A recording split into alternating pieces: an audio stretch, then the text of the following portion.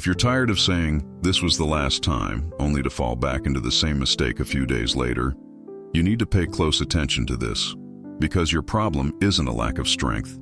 And maybe it's not even a lack of faith. There's a silent pattern happening inside you that pulls you right back to the exact same error.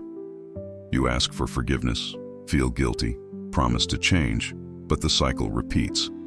And over time, this starts to create a dangerous feeling, the sense that you'll never be able to change. Today, I'm going to show you 7 clear signs that you're trapped in this cycle, and more importantly, how to start breaking it today. But stay with me until the end, because the last sign is the most ignored and the most dangerous of all. The truth is, an isolated mistake can be corrected, but when it starts to repeat, it stops being just a mistake and becomes a pattern.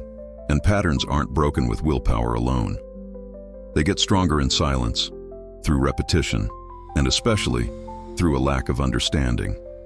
Maybe you've been trying to fight this the wrong way, trying to resist at the moment of the fall, when the process started long before. There's a cycle happening, almost automatically. A trigger, a reaction, a fall, followed by guilt, and then a promise to change. Then, it starts over. As long as you don't see this cycle clearly, you'll stay trapped in it. And that's exactly why you need to recognize the signs. The first sign is that you always fall at the same moments. It's not a coincidence. It could be when you're alone, tired, or anxious. The second sign is that you've promised to stop multiple times. You tell yourself, "This time will be different," but you find yourself in the same place. The third sign is that guilt hits hard but fades quickly. At the moment of the fall, you feel weight, but afterward those feelings diminish. And the fourth sign is that you try to hide it instead of confronting it. You avoid help. But the problem is that everything you hide grows. Maybe your biggest mistake hasn't been falling. Maybe it's been trying to overcome this with effort alone, without understanding what really needs to change inside. You don't break a negative cycle just by resisting it. You break it by creating a stronger pattern in its place. That's why I created a resource. It's called Prayer and Gratitude, Codes for a Full and Abundant Life. It's about using prayer and gratitude as real tools for internal transformation. The fifth sign is that you start to feel weaker and weaker.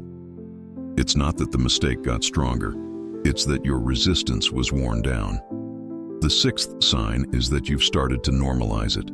Phrases like, "Everyone does it," start to pop up. When you stop fighting, you start accepting. The seventh sign is the most dangerous, believing you'll never change. It creates a silent thought, "Maybe this is just who I am." That is a prison. If you want to break this cycle, the first step is to identify the trigger. Every fall begins before the action, with a thought or emotion. The second step is to cut off immediate access. The third is to replace, not just resist. You need to put something else in its place. Renew what's inside you every day. Freedom is a consistent process. You were not born to live trapped.